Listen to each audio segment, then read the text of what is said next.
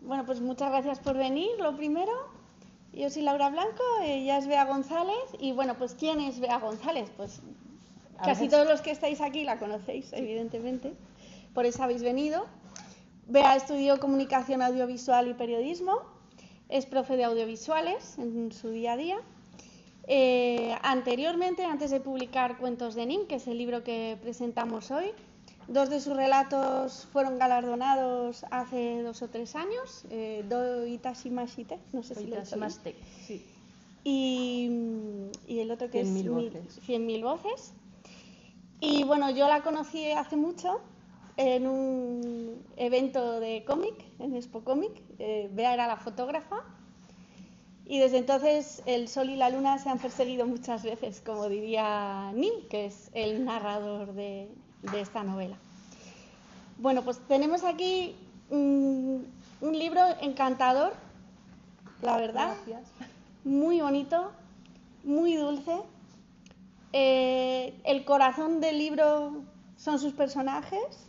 Son unos personajes muy entrañables, a todos los quieres abrazar, te gustaría llevártelos a tu casa. Además, a pesar de ser alta fantasía, que es en otro mundo, la manera en la que está contado y la manera en la que se presentan esos personajes son tan humanos que te identificas muy bien con ellos, como si fueran pues de aquí mismo. Y es una novela muy episódica, ¿no? Se llama Cuentos de Nim porque precisamente tenemos a Nim, que es un semielfo de 16 años, que está contando sus vivencias junto al Caracal de Ónice, su querido Caracal, su trupe, que ha perdido. No estoy destripando nada, es el principio. Y se lo está contando a Munimiel, que es quien le ha rescatado. Yo quería preguntarte por el Cozy Fantasy, ¿no? Que es quizá la categoría, ahora ya nos movemos todos por categorías. Todo por cajoncitos. Donde encaja mejor esta historia. Y yo quiero que tú nos cuentes qué es el Cozy Fantasy y por qué has escrito un libro de Cozy Fantasy. Pues es gracioso porque cuando empecé, bueno, y cuando terminé de escribir esta novela, no sabía de la existencia del Cozy Fantasy. Es algo que de hecho con Hernán, él, que es muy enano, por cierto, él es Coru, es muy enano, me decía, ¿pero qué va a ser? ¿Cómo vas a haber escrito algo que no sabías que existía? Y digo, hijo, pues fíjate, cuando estuve haciendo la presentación editorial para mandar, ¿no?, el libro a las diferentes editoriales, digo, a ver, Beatriz González, ¿dónde voy a meter, ahora que son todo cajoncitos, dónde voy a incrustar yo esto? Porque no es un Harry Potter, no es una baja fantasía, no es un Señor de los Anillos, no es épico, no es tal. Y digo, ¿dónde incluyo? Entonces, mirando por internet, encuentro de repente que hay libros, novelas, donde las historias que se narran, pues lo que quieren es transmitir ese calorcito, ¿no?, como si estuvieras tomando algo delante de la chimenea. Y dije, anda, pues esto es lo que he escrito yo. Una novela en la que poco a poco pues te vas acercando a los personajes y, como dices tú, ¿no?, la intención es eso, que sea muy entrañable. Entonces, respondiendo a qué es el Cozy Fantasy, es un subgénero de la fantasía donde, bueno, podríamos tener 3 pilares. Esos personajes a los que al final quieres abrazar, son muy achuchables, muy cercanos, donde también la magia está incluido, ¿no?, esa alta fantasía se ve, y nos encontramos en un mundo en el que, bueno, todas esas vivencias que realmente son mágicas o que son extraordinarias se incluyen dentro de lo cotidiano. Yo creo que esos son como los 3 grandes pilares que tiene el Cozy Fantasy. Y bueno, yo quiero deciros personalmente que no sé si sabéis, pero necesitáis leer este libro. ¿Necesitáis leer un libro en el que cada 2 o 3 páginas se habla de comida? Sí, gracias. Sí, gracias. ¿Necesitáis leer este libro en el que, gracias a que el Cozy Fantasy te da ese abanico tan grande, ¿no?, que puedes pasar de algo muy costumbrista, muy cotidiano, estamos haciendo bollitos de miel, qué bien, jiji, jaja, a el otro extremo del espectro, ¿no? Cosas verdaderamente oscuras, encuentros que hay, porque claro, cuando tú perteneces a una troupe y estás rodando por Maeron durante 10 años, pues tienes algunos encuentros amables y otros más oscuros. No tanto. Y también necesitáis leer el único libro de fantasía donde yo he leído que se compara a un rey con una albóndiga. Es que es muy albondiguil ese rey. Estas cosas que pasan en la vida de Nim. Porque conectando un poco con esto que decíamos del cozy fantasy, este libro solo lo podía contar Nim, no solo porque es esos 10 años que pasa con el Caracal de Ónice, sino me gustaría que nos hablaras un poco de esa mirada que tiene el personaje, porque es la propia mirada del personaje la que llena de dulzura a veces las cosas, ¿no? Esa manera de pensar, esa manera que tiene de hablarte de su troupe. Sí, realmente, bueno, lo que has dicho, para él, su troupe, el Caracal de Ónice, lo que él llama Balum, en ese idioma que tienen ellos, las personas que son de los caminos, su familia, para él es todo, ¿no? Los quiere encontrar bajo todo, vamos, bajo cualquier circunstancia. Pero bueno, pues hay problemitas. Entonces, al encontrarse con Moony, dice: hey, yo te voy a contar todo lo que me ha pasado, de una manera un poco desordenada, porque al final Nim es muy caótico. Los que habéis vivido cerca de Nim, pues sabéis que bueno, es un poco caótico él. Y esto empezó, ¿no?, de una primera persona. Y dije, cuando luego leía, es que no puede estar escrito en una tercera persona. El hecho de estar, ¿no?, narrado desde el punto de vista de él, pues te da esa conexión con el personaje, porque aquello que tú estás leyendo lo estás viviendo, ¿no? Como si fuera ese plano subjetivo ¿no?, en una peli donde estás viviendo, donde te está dando más cercanía, más angustia, más, porque al final tú eres las letras, ¿no?, lo que está aconteciendo. Y creo que ese Nim también da mucha, lo que hemos dicho, mucha cercanía, pero también el punto de ¿esto que me estás contando es de verdad o no? Eso también, bueno, hay un momento en el que se lo pregunta. Sí, totalmente. De esto que hablamos a veces del narrador no fiable, ¿no? Él te está hablando de su Balume que ha perdido y, por supuesto, son todos maravillosos, contados por él. Y en relación a esto, al narrador, ¿no?, a Nim, y cómo cuenta la historia y cómo va desgranando pues esos relatos, a mí me encanta porque lo has retratado tan bien, un chaval de esa edad, ¿no? Como tú dices, él va contando historias de distintos momentos de su vida. Pues te va diciendo, pues aquí tenía 11 años, aquí debía tener como 7, aquí tenía 14. Y está tan bien retratado en cada uno de esos momentos. Se nota que trabajas todos los días con seres humanos a medio cocinar. Y además se nota que te gustan y que te dan ternurita, porque la manera en la que presentas las meteduras de pata, el echarse para adelante en algunos momentos, el echarse para atrás en otros. Sí. La verdad es que el hecho de también, bueno, Andrea lo sabe, de estar con estas personitas que es que son amor puro, pues también, ¿no?, te ayuda, ¿no?, a decir, uy, esto si le pasara a alguien con esta edad, pues ¿cómo se movería? ¿O qué sentimientos, dentro de que cada persona, claro, ¿no?, cada persona es un mundo, pero dentro de lo que es Nim, ¿cómo podría plantearlo? ¿Cómo podría afrontarlo? Muchas gracias, por cierto, Laura, que me digas esto me parece súper bonito. Claro que sí, todo verdad, que además quería comentar un poco de pues esto que estamos hablando de Nim, de su mirada, ¿no?, que es puro candor y la manera que va contando las cosas. A ver, he perdido el hilo, perdonadme. Cuando él entra a formar parte de la troupe y va conociendo a esta gente, también a lo largo de la novela, porque se llama Cuentos de Nim, pero para mí es una novela, porque hay un hilo conductor muy claro, hay un detonante inicial que coloca a Nim en esta situación, hay una serie de episodios que eso lo hacen muy ágil de leer, porque son episodios muy cortitos, te salen a muy poquito, como suspiritos, y dices, ¡ay, venga otro! Y así te has bebido el libro entero. Pues estos episodios que él va enlazando también nos sirven, por un lado, para conocer a Sutrop, pero por otro, para ir destapando una serie de capas, de secretos y del trasfondo de Nim, que al final es una secuela de luego la narración de Nim dentro de Salvación de Carisma, y vas como descubriendo esos tesoritos y todo va encajando muy bien para que entiendas cómo es Nim y sus motivaciones para buscar a su alumno. De hecho, uno de los planteamientos era, yo hablaba con Hernán, digo, no sé si llega a ser complicado o no para el lector o a la hora de llevarlo también a editorial, porque, claro, habla de diferentes localizaciones y a su vez en dos tiempos, espacios diferentes.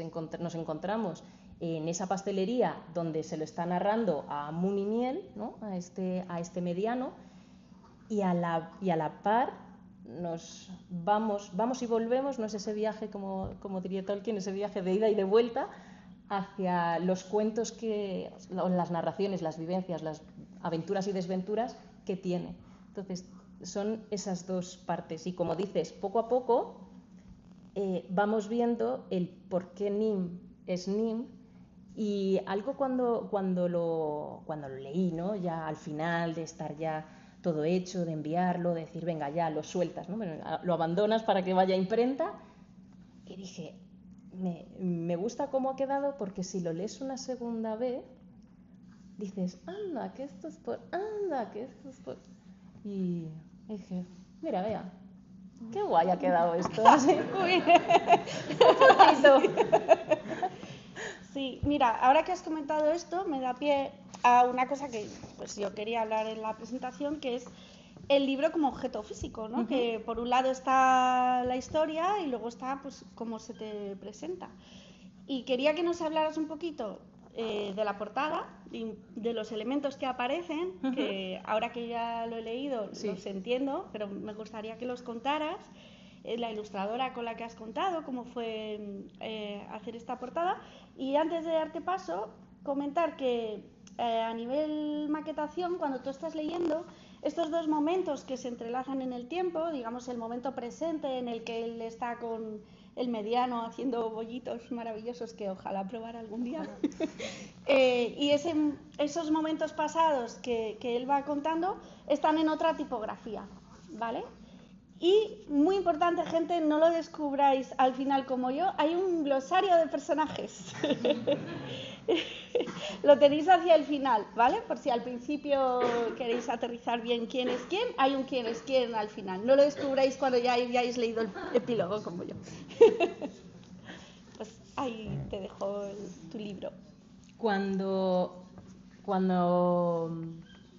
ya nos íbamos a aventurar, ¿no? al tema de editorial, que decíamos, bueno, Hernán y yo que estamos en el mismo proceso, a Hernán le queda un mes para sacar su libro, aquí como apunte. Cuando nos lanzamos a este punto editorial dijimos, la idea es que las historias se cuenten, ¿no? Entonces, si no es una editorial, ahora por suerte la autopublicación está ahí. ¿Cómo me gustaría que fuera esa portada, que se muestre al mundo? Es muy feo eso de que una portada, ¿no? Que escojas un libro por la portada, pero al final es tu bebé y quieres que luzca bien de inicio a fin. Entonces, cuando me planteé, ¿qué hacemos con esto? Empecé a mirar a buscar diferentes ilustradoras y topé con Celia Mellada, que trabaja para Alfaguara, Powerful, y entre ellos, ahora ha hecho uno de Austen también por el centenario. Portadas de Victoria Álvarez también, una autora de fantasía española. Y dije, Dios mío, me acabo de enamorar, tengo que hablar con esta chica, espero que no tenga una lista de espera de, 2 años. porque trabajando para grandes firmas, grandes casas, te esperas cualquier cosa. Y Celia, además de ser cercana, un encanto, me contestó a los, creo que fueron 3-4 días, no había pasado una semana, y me dijo, por favor, cuéntame más. Y yo y le dije, ay, sí, toma, todo tuyo. Y la verdad que fue un proceso muy cercano, porque además de ir preguntándome por la sinopsis, ¿qué quieres en portada? ¿Cómo la imaginas? Yo le mandé, no bocetos míos, pero sí ideas de portadas que no solamente había hecho ella, sino también de otras que me había encontrado en el mundo editorial. Y dije, mira, por ejemplo, dudaba, ¿no?, entre el color verde o el color azul. Y este azul prusiano, porque entre prusiano, cobalto, hemos hablado mucho tú y yo del azul, de este tono, porque el abrigo que tiene Nim, que para él es, el abrigo es su objeto, ¿no?, su vínculo, no voy a decir su todo porque para eso está la Balloon, pero es una parte muy identificativa suya, es azul por dentro, o al menos lo era porque está bastante roído y carcomido. De hecho, las diferentes constelaciones, ¿no?, y glifos que le pedía, a Celia que incluyera en la portada, vienen también dados por el interior del abrigo. Y bueno, pues cositas que encontramos aquí. La bandurria, que es ese instrumento con el que él cuenta, al final Nim proviene de una partida, ¿no?, que hemos jugado de Dungeons and Dragons, y él, pese al parecer que es un bardo, no, este chaval no es un bardo ni por asomo. De hecho, siempre habla, ¿no?, de cómo él está en la parte de atrás, entre bambalinas, el pobre, su Balloon. Pero uno de sus compañeros de viaje le regaló este instrumento, la bandurria, viejita, y le tiene mucho aprecio. Encontramos el caracal, que en este caso dices, ¿por qué no es de ónice? Bueno, pues por cosas, no es negro, es de este tono crema, obviamente por su Balloon. Encontramos el girasol. Gracias, el girasol, porque la ciudad donde él nació, Puerta Río, un lugar donde no ha vuelto desde hace 10 años, está plagada de girasoles, y él, junto con su hermano, con Cara, que también está con él en esta aventura, pues recuerda cómo estaban entre ellos. Las hojas de los álamos, que están muy relacionadas con todo ese mundo élfico, las gafas, ¿no?, estos pequeños anteojos que lleva el mediano Muni, el señor Muni Miel, así antiguo, así anticuillas, y los dos peces, ¿no?, porque el subtítulo es porque los peces nunca duermen. Mamen, porque los peces nunca duermen, aunque digas lo contrario. Entonces, bueno, no voy a contar mucho más de esto del porqué de los peces, pero tiene su aquel en aquella noche en la que abandonaron su ciudad natal. Y también voy a aprovechar, ya que estamos hablando del libro, tiene ilustraciones interiores. Al final de cada capítulo tenemos estas ilustraciones que la verdad que pues hacen que la inmersión todavía sea mejor. Y bueno, ya que hemos mencionado Maeron, pues quería que nos hablaras un poco de qué es Maeron para ti, este trasfondo, ¿no?, de que al final es una precuela este libro, y por qué tenía que ser aquí y no en otro sitio, porque eso es una decisión creativa que tú has escogido, ¿no? Hay gente que a lo mejor empieza escribiendo fanfics, muchos, y luego a lo mejor cambian el mundo y cambian los nombres de los personajes, las familias, las ciudades. Así que cuéntanos, háblanos de Maeron. Pues Maeron es un mundo que creó un amigo, y es donde nosotros, mis amigos que están los últimos de la fila, vivimos, mil y una aventuras desde hace muchísimo tiempo. Empezamos nuestro canal Salvación de Carisma, y allí bueno, nuestros personajes es donde se han ido desarrollando en cientos de aventuras. Y bueno, tú sabes de esto también, porque digamos que se me fue la mano cuando, no sé si alguien de aquí, además de ellos, está relacionado con el mundo del rol, pero cuando se empieza una historia, la gente, la persona que dirige, te pregunta, oye, ¿cómo quieres que sea tu personaje? ¿O qué historia trae detrás consigo? ¿Cuáles son las piedrecitas en su mochila? Y dije, pues mira, tenemos a este semielfo con esta familia. Y es verdad que la familia pues no eran 2 y 3, esta Balloon estaba conformada por pues estas 11 personas y empecé a describirlas poquito a poquito y en esos meses previos a nosotros empezar la partida fui desarrollando un cuento, luego otro y poco a poco pues acabó convirtiéndose en novela y creo que a ti también has sufrido de este mal, ¿no, Laura? Sí. Eso de empezar a escribir. Sí. Podemos formar un club. Sí. Novelas basadas en el back de nuestro Sí. personaje de rol. De hecho, bueno, esto al final te conecta con una larga tradición que empezaron Margaret Weiss y Tracy Hickman con la Dragonlance, que empezó siendo pues una transcripción de unas aventuras de una partida de rol y que hoy ya luego acabaron desarrollando como su propio escenario de campaña para el juego al que pertenecían basado en la Dragonlance, porque ya se ha convertido en algo igual de grande igual de grande que Dungeons and Dragons. Te quería preguntar en relación a esto del rol, ¿tú has notado si a la hora de escribir esa experiencia de jugar a juegos de rol, que al fin y al cabo son juegos narrativos, estás contando una historia entre varias personas, hay un director de juego que más o menos ha preparado la trama, pero los jugadores nos dedicamos exitosamente a reventar eso y llevarlo por otros sitios? ¿A ti ese bagaje de jugadora de rol de muchos años, además, te ha influido en la manera de contar los cuentos, de escribir las escenas, por ejemplo, los combates o los personajes? Pues te diría que no lo sé, en el sentido de, es cierto que he escrito desde que era muy, muy pequeña, de forma más, vamos, es que tampoco es oficial, pero más ortodoxa, ya estaba, ya casi había empezado. Bueno, es verdad que un par de años antes había escrito algo, pero de forma ya más ortodoxa o de forma continuada, ya había empezado a jugar con ellos al rol, que se dice pronto, pero llevamos 12, 13 años jugando cada domingo.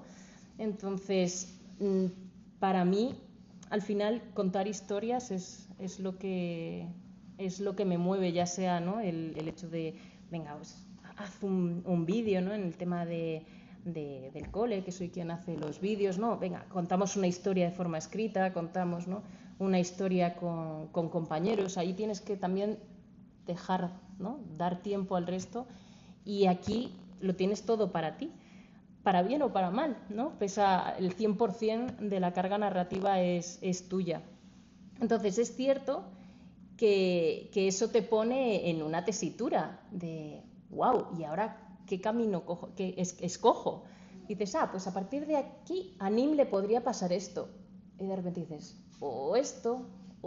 Entonces es cierto que tienes que decidir que sí o que no, porque ahí está el punto narrativo. Porque cuando juegas al rol al final estás jugando, ¿no? Y hay más gente que participa de ello, estos amigos, ¿no?, que participamos de crear entre todos, que eso es una suerte que poquísima gente puede decir que todos los domingos juega con sus amigos mínimo 2 horas al rol. Es una suerte inmensa. Te quería preguntar, hemos hablado de Maeron y de cómo pues Cuentos de Nim transcurre en este mundo de ficción, de fantasía. Claro, yo me imagino que ahí tú te has tenido que ceñir a cosas que ya estaban definidas, ¿no? Supongo que la ciudad de Puerta Río, el río no sé qué, esas guerras de las que se habla poco, pero se sabe que están ahí como una amenaza silenciosa que se va acercando a la ciudad. Pero también seguro que hay cosas que cuando te has puesto a aterrizar tu historia te han surgido dudas, ¿no? Y has tenido que completar tú. Por ejemplo, yo una duda que tenía leyéndote es si este lenguaje propio de la troupe, Valume, Trada, etcétera, etcétera, si te lo has inventado tú o pertenecía al mundo. Y pues un poco cuéntanos eso que tú has aportado a Maeron también a la hora de crear historia. Sí, el idioma que ellos tienen es algo que inventé yo.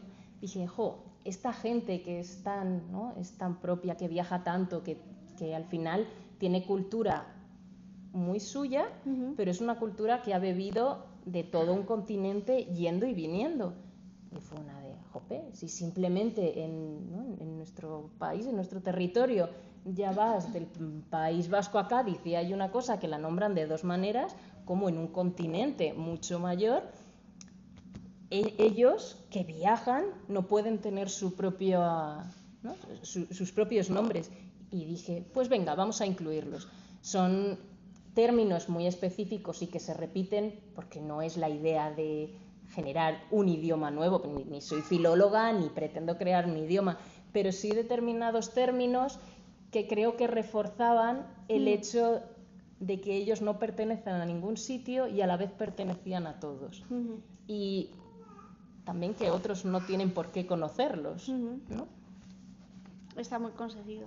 Bueno, muchas gracias.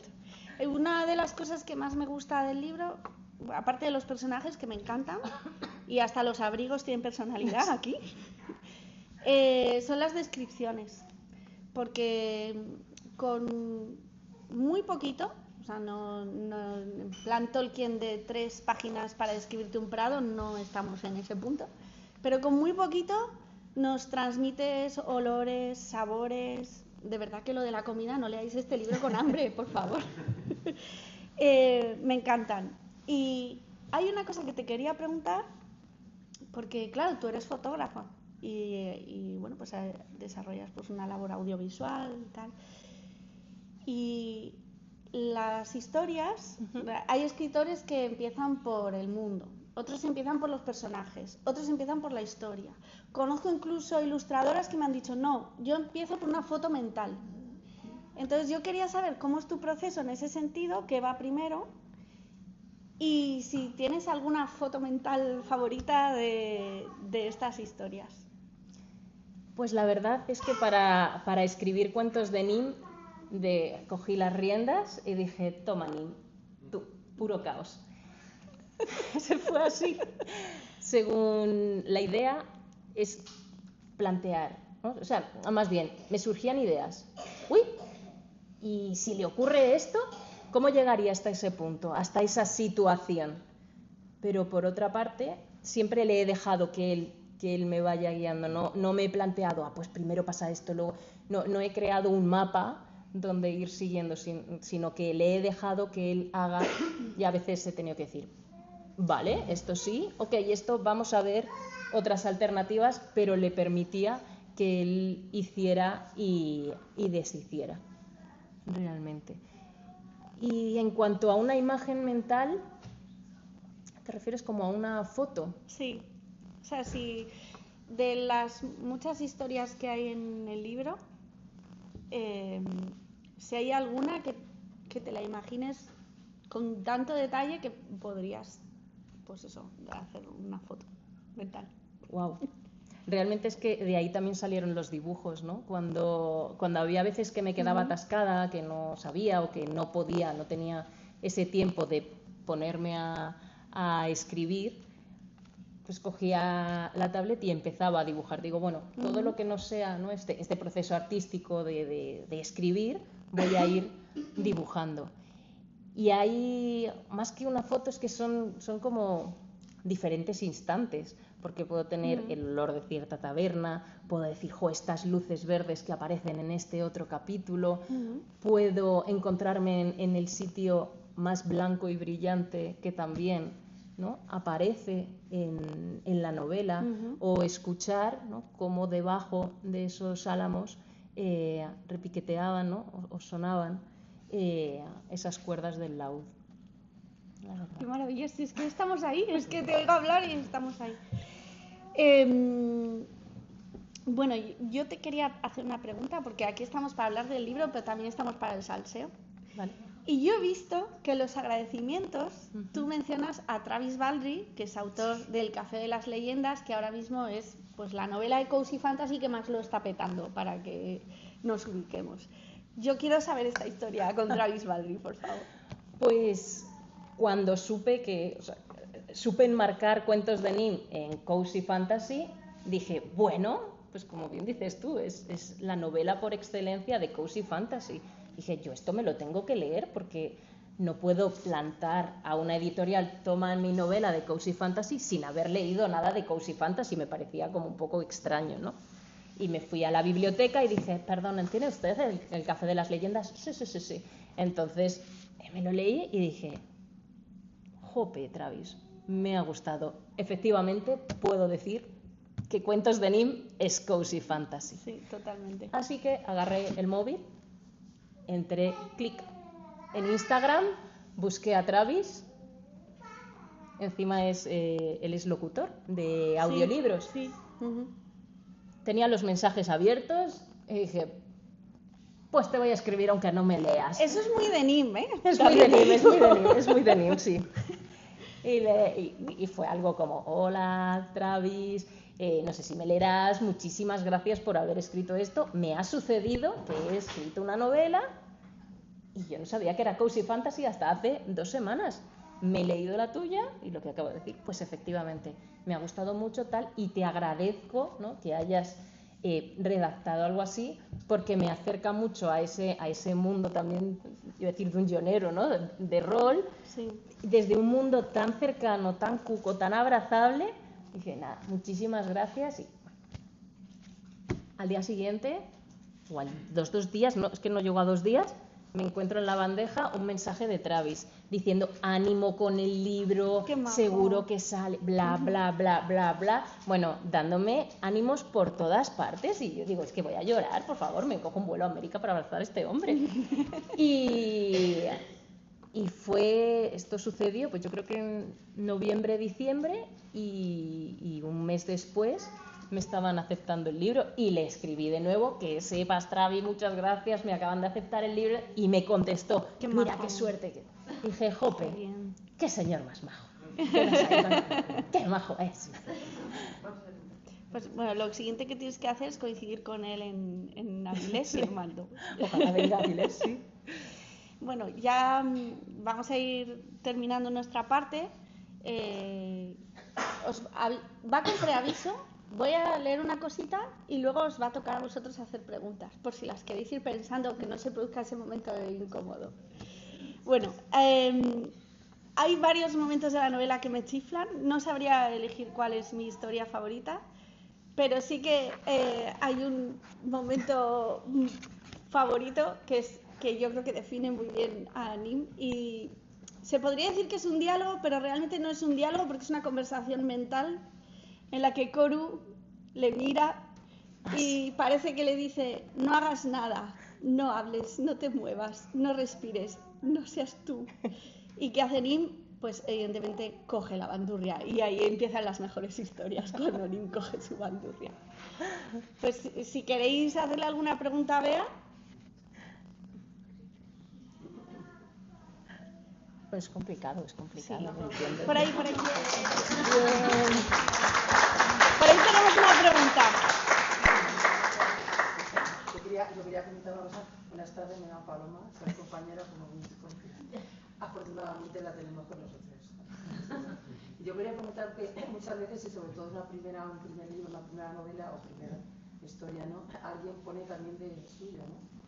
Yo quería saber qué hay tuyo ahí, o qué personaje hay más tuyo ahí en este libro. Nim es muy yo, al final, y con Sara lo hemos hablado, ¿no? Decíamos, es que cuando haces un personaje, haces otro, hay mucha parte de ti, ya sea una faceta u otra. Al final esto es como un prisma, ¿no? Tienes tu yo, y dependiendo de por dónde lo mires, pues dices, pues esto es un poco tú, pues este es otro personaje.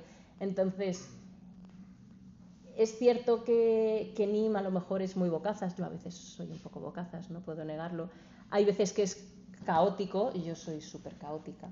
Entonces, Nim tiene mucho mío en ese sentido. No sé si iba por ahí en cuanto a personaje, pero sí. Nim, como digo yo lo pondría ahí en el sofá de mi casa, le daría un colacao y diría, qué majo eres. Pues es muy abrazable él. Bueno, ¿quién queda ahí?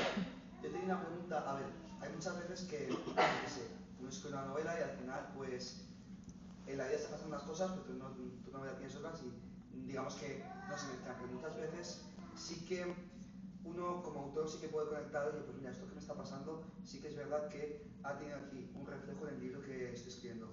¿Te ha pasado sin algún capítulo, algo que sientas que, oye, pues mira, he ido aprendiendo esto, viendo cómo ha cambiado mi visión sobre ciertas cosas tal, y que se haya visto reflejado en un capítulo, justo algo que te haya podido pasar mientras escribías el libro? Pues es cierto que la escritura del libro ha venido en un proceso largo, han sido como 5 años de escritura, y es cierto que con todas las vivencias que uno tiene, pues al final se plasman de una manera u otra. Entonces no te puedo decir a ciencia cierta ahora mismo, no, pero tampoco te puedo especificar porque, como antes decía Paloma, hay mucho de uno mismo, al menos en mi caso, cuando lo suelta en el papel. Y es verdad que a lo mejor yo no me he enfrentado, por suerte, a un nigromante, ¿no? Pero sí que esas vivencias, de una manera u otra, las plasmas, o la forma de, como dices tú, de ver la vida.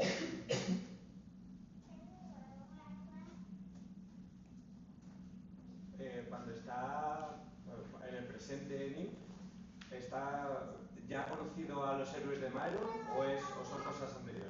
Es una precuela a que suceda la campaña que jugamos en Salvación de Carisma. Entonces, aquí, con los cuentos de Nim, es conocer a toda esa Balum de la que Nim tanto habla y habla, sin que sean conocidos, ¿no?, hasta llegada más avanzada la campaña.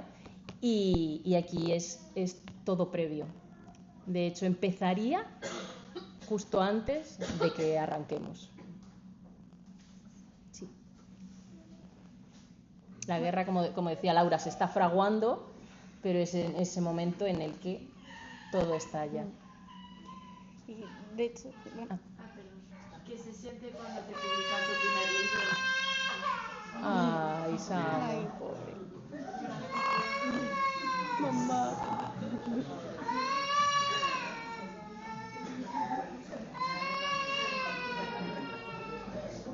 Eso se siente, Elena, dices, mamá. Pues es una mezcla de ilusión, es una vorágine de sentimientos en la que dices, Dios mío, qué alegría, pero qué nervios, qué vértigo, Dios mío, ¿qué hago yo aquí metida? ¡Qué vergüenza! ¿Sabes? Porque ¿quién va a querer leer lo que yo escribo? Ay, pero ya que lo he escrito, espero que les guste, claro. Pero y dices, ¡ay, qué emoción! Esto es genial, vamos a darlo todo. Y luego te presenta por delante, algo que hemos hablado mucho Laura y yo, un proceso en el que parece que los autores estamos al margen, y sobre todo con las pequeñas editoriales, tenemos, yo creo que la suerte de estar ahí, en el momento en el que te aceptan, hasta cuando, ¿no?, esta novela es sacada al mercado, tienes muchos puntos, ¿no?, como checkpoints a los que tienes que ir, que al menos siendo lectora yo no era conocedora de que un autor era tan partícipe. Así que eso, mucha emoción. Y hablando de participar, ¿en qué momento de tu vida piensas o crees oportuno hablar a Samu de Nim? Wow, es complicado. Yo creo que Nim va a estar presente porque Samu está jugando con nosotros. Samu tiene ficha, ya con 15 días tenía ficha de D&D, vamos a ver. Es un pequeño hobbit que va y viene por ahí. Entonces, Samu es partícipe de nuestros juegos los domingos. En algún momento, pues, y más teniéndolo en casa, Yo creo que es un proceso natural, ¿no? En el que, bueno, pues él crece sabiendo que se ha escrito un libro y que es uno de los personajes con los que juega con sus amigos y se divierte su madre. Entonces, es muy guay. ¿En qué momento puede leer cuentos de Nim Samu? Pues yo diría que a lo mejor es un libro a partir de 12, 13 años, no porque haya nada que no vaya a entender, sino porque creo que el hecho de ir cambiando, ¿no?, ese pasado, ese presente, que es algo, ¿no?, el tema del tiempo que el cerebro tiene que procesar, y aparte la cantidad de personajes dispares que hay, yo creo que eso es lo que a lo mejor más complica. Más que leer un cuento, porque lees un cuento en sí y no tiene mucha complicación, pero ese hilo conductor del que hablaba Laura, todo ese entramado, ¿no?, que se va viendo por debajo, es decir, que hay algo más que los cuentos, que no es Andersen escribiendo uno, otro, sino que hay algo por debajo que va fluyendo, ¿no?, esa sombra, no sé si clara u oscura, pero esa sombra que hay por debajo, pues yo creo que es lo que hace que sea, voy a decir, complejo de entender. Sí, la verdad es que es un libro, yo quisiera añadir, si me permites, que es para todos los públicos en el sentido más amplio de la expresión. O sea, creo que es un libro que personas adultas lo van a disfrutar muchísimo, porque es un caramelito, es un bálsamo, es un ratito de estar pues junto al fuego, escuchando historias agradables, te ríes, es muy entrañable. Tiene un punto de melancolía muy grande porque la pérdida atraviesa todo el libro, desde por qué él se une a la Valume, a la pérdida de la Valume. Pero también es muy apto para primeros lectores. Y estoy de acuerdo con lo que ha dicho Bea de 12 años, pero si alguien tiene a mano algún niño de estos trituradora de libros que ya se han pasado directamente todo Harry Potter a los 10 años, se le puede dar perfectamente cuentos de Nim y lo van a seguir, lo van a disfrutar y luego vas y te lo lees tú. O sea, se lo regalas al niño y luego te lo lees tú.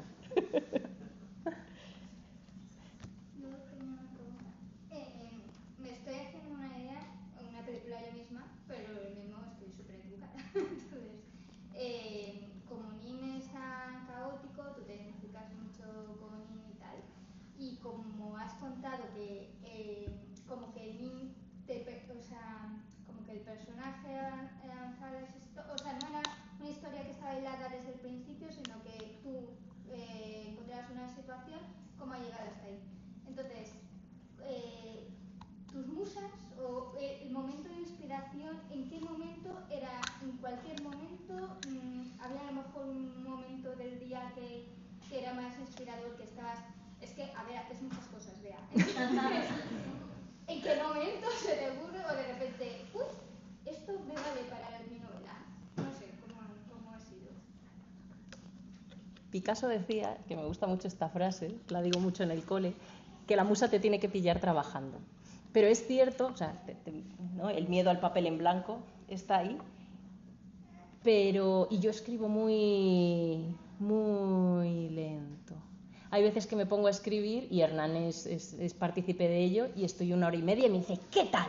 Y yo le digo, se me ha dado súper bien, he escrito la friolera de media página. Es verdad que cuando vas cogiendo más ritmo, ¿no?, cuando ya tienes, vamos a decir, la mano hecha o tu forma de hablar más construida, pues funciona de otra manera. Ahora cuando escribo, a lo mejor en 1 hora y pico me puedo hacer 1 página y media, 2. Soy mucho también de leer y decir, vale, me voy a inspirar en lo que ya he leído y luego sigo. En cuanto al punto en el que a mí se me enciende la bombilla, pues es complicado porque a lo mejor una idea me deriva en otra, me hace aquí y aparco en un tercer nodo que no tiene nada, o cuarto o quinto, que no tiene nada que ver y dices, anda, pues no está mal. Pues mira, ¿y si meto anime en este tinglado? ¿O y si...? Siempre Entonces, sí. Siempre sí. Sí a los tinglados. De hecho, antes no hacía esto y ahora me está ayudando. Estoy escribiendo al final las ideas. Digo, yo tengo mi documento y cuando voy teniendo ideas de qué puedo hacer en algún otro punto, que no tiene que ser ahora, pues lo que hablamos antes, me gusta esta escena, me gusta este personaje, ¿no? Tengo un apartado final del documento que se llama ideas, y entonces ahí vomito. Aunque no tenga una narrativa o una forma de escribir, ¿no? Que cohesión, o que sea muy coherente, pero digo esto, y si ahora no lo puedo desarrollar, quizá en el día de mañana, pues sí. O digo, esto tiene que haber pasado antes que esto, tal, o ten en cuenta que...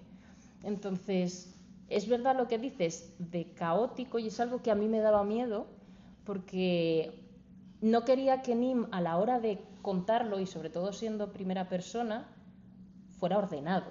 Entonces dije, no puede contar, a los 6 años me pasa esto, a los 7 esto, a los 8 esto. De ahí que también vaya desordenado. Pero la forma de narrarlo, también él, su forma de hablar, ¿no? Que es algo que presenta mucho a los personajes, y unos hablan de una manera y otros otra, como todos en el día a día, tenía que ser ágil, vivaracha, caótica, ¿no? Pero sí soltar ideas. Y yo tenía el problema, de hecho, cuando dejé leer la novela a los beta, que aquí hay varios, digo, por favor, decidme si se entiende o no, porque algo que me dice mucho Hernán es, Bea, yo no estoy en tu cabeza, esto no se entiende. Y dije, vale, entonces, claro, la idea es, yo quiero que Nim resulte caótico, pero también legible, era como poner la balanza, ¿no? Y ese fue uno de los planteamientos que a ellas les pedí. Porfa, decidme que se entiende, y si no, marcadme que no, qué tal, que hay que rehacer para que mantenga su esencia, ¿no? Al final yo no quiero ser, no sé, otros grandes escritores, ¿no? Pero quiero que sea Nim. Otra pregunta, perdón. Nada, perdonada. ¿Te inspiraba a lo mejor la comida? O... No. Pero de hecho, como Muni Miel es pastelero, entonces era un buen momento entre hornada y hornada ir diciendo, vale, pues aquí cuando están haciendo, no sé, amasando tal, pues arranca, ¿no? Es una forma de diferenciar los capítulos, ver también, ¿no?, cómo ese proceso va yendo de inicio a fin, siendo en diferentes días, que no es primero coges los ingredientes, luego haces esto, sigues la receta, tampoco es una receta, ¿no? Pero se va viendo en cada capítulo, porque de hecho en cada uno de ellos hay una intervención antes o después de Nim con Muni, además de los cuentos narrados.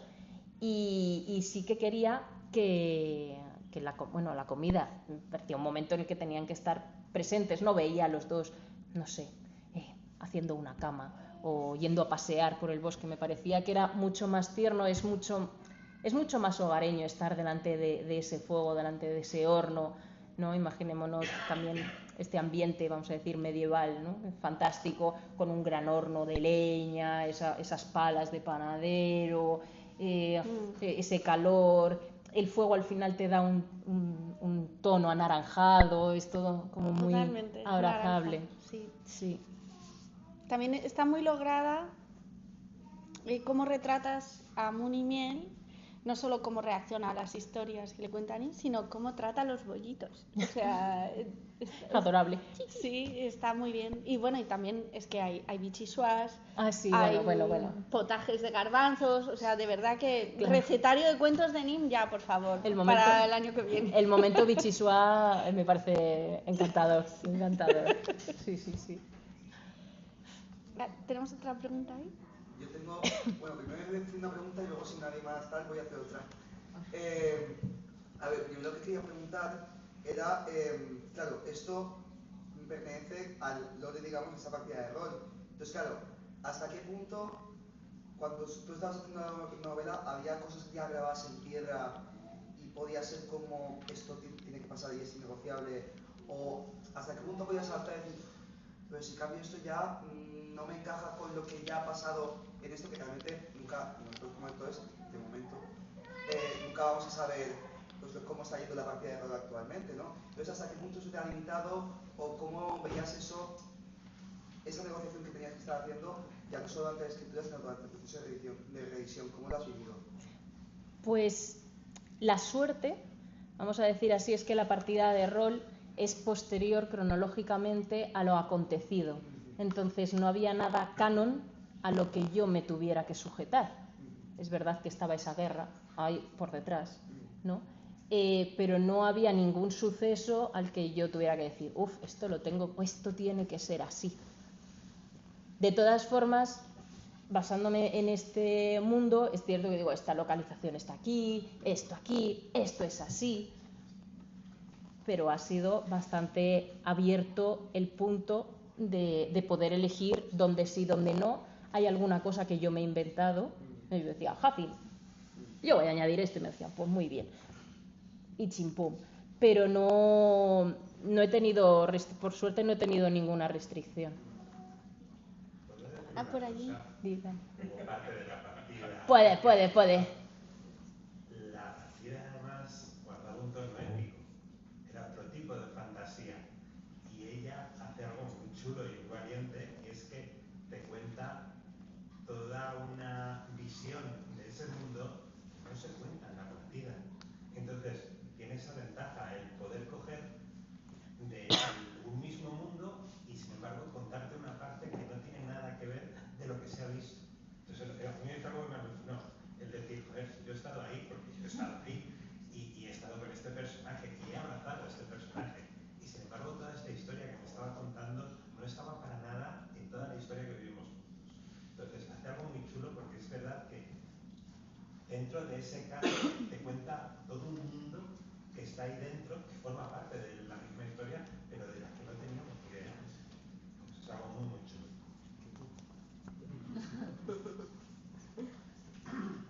Bueno, también tengo otra pregunta, claro, a ver, esto igual es como un poco pregunta cliché.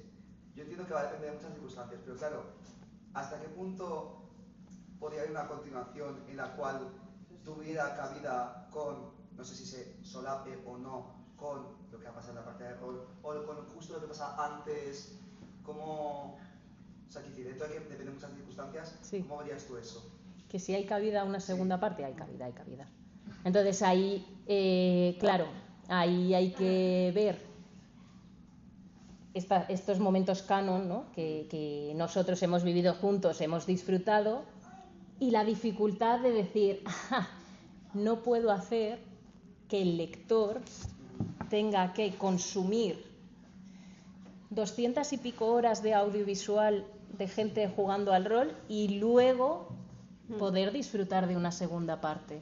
Entonces ahí la dificultad radica en decir, han pasado cosas que yo tendría que incluir en esta segunda parte, adaptarlas o no para que al final es otro producto, ¿no? Queda un poco feo producto, ¿no? Pero es otro formato, ¿no? Gracias, otro formato. Entonces, es otro formato. Una cosa es lo que le sucede a Nim y después, ¿no? En este universo transmedia, lo que nosotros vivimos. Y ahí sí que sería, iba a decir, complejo, en el sentido de esto se ha vivido, no voy a eliminarlo porque son horas de disfrute con mis amigos que vamos en el corazoncito y que al final esto también es cosa suya pero están ahí, hay que adaptar.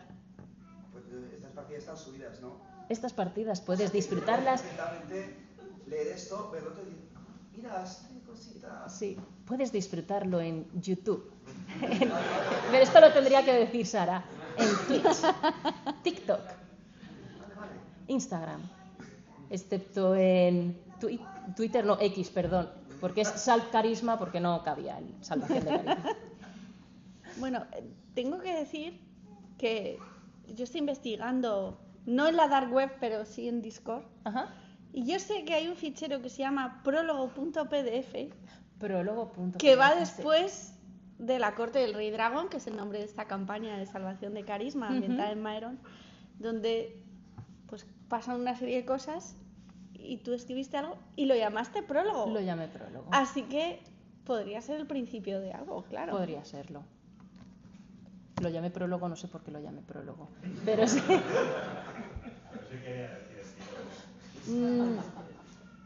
No, pero tampoco sé por qué lo llamé prólogo. Ahí- Podía haber sido Z1. Punto PDF. Yo creo que ahí hay material. Pero ahí bueno. hay material rico, sí, interesante que sacar. Sí, adelante. ¿Alguna por allí teníamos una pregunta? Has contado antes que, bueno, has vivido otras historias con otros personajes, ¿no?, durante mucho tiempo. ¿Qué tiene de especial Nin? ¿Qué tiene para ti que te ha inspirado para crear esta novela, para dedicarle esta novela? Nin me parece entrañable, pero sobre todo yo creo que es uno de los personajes a los que más tiempo hemos dedicado nosotros como amigos juntos. Entonces, para mí es en el corazoncito, guarda un puntito ahí. Tiene su habitación especial ahí con su silloncito y su colacao. Y lo que comentaba antes Sara, que el hecho de tener que dar, ¿no?, el cómo es Nim antes de la partida generó el es verdad, y cómo era Nim cuando lleguemos a iniciar, cuando acabe este libro, ¿por qué Nim tiene por qué Nim es así y por qué cuando se inicia nuestra partida tiene ese status quo? ¿Por qué es así?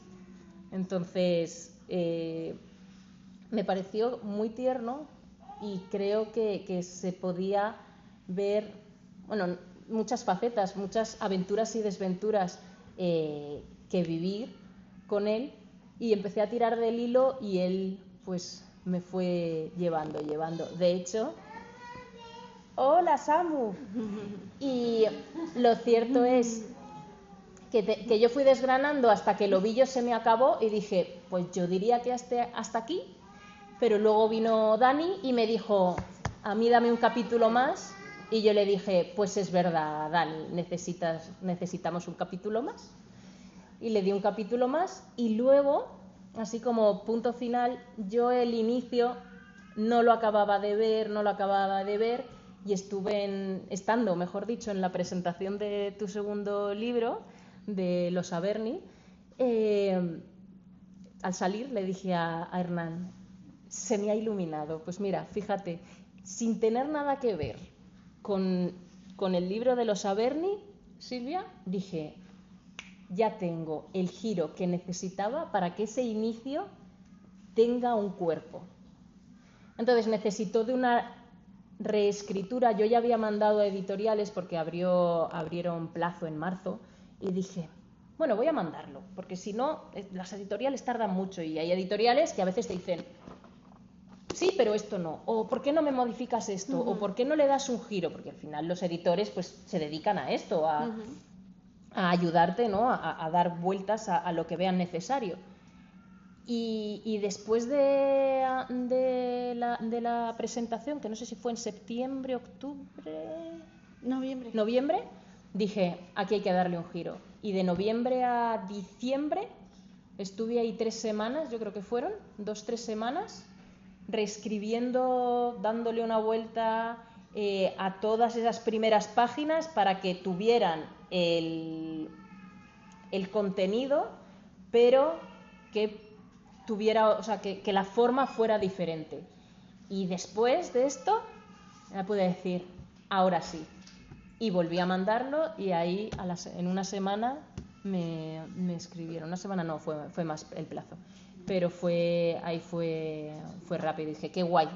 Realmente Hizo clic, ¿no? Me hizo clic y dije, ahí estamos. Sí, te quieres mucho, Ya. Pero, del resto de la Balú, ¿Sí? si pudieras de repente decir, bueno, vamos a vivir otras aventuras, ¿a cuál de ellos coges? ¿Solo uno?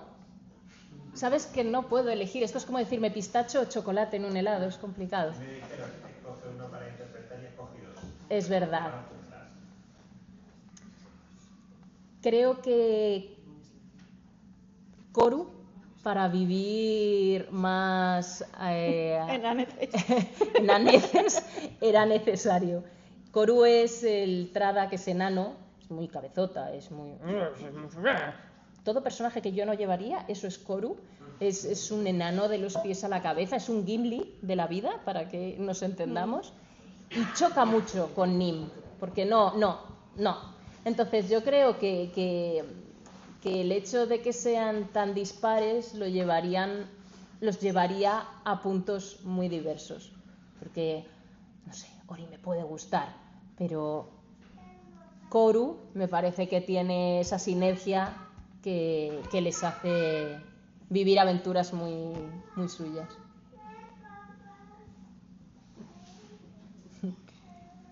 Pues si no hay más preguntas, bueno, ya habéis oído que igual que de una boda sale otra, de una presentación sale otra, nos vemos muy pronto aquí. Casi los mismos sospechosos habituales nos encontraremos aquí en un mes. Tenemos fecha, pero yo creo que todavía no la vamos a decir. Sí. Pues muchas gracias y enhorabuena, Bea, porque es un librazo. Muchas gracias, Laura. Muchas gracias.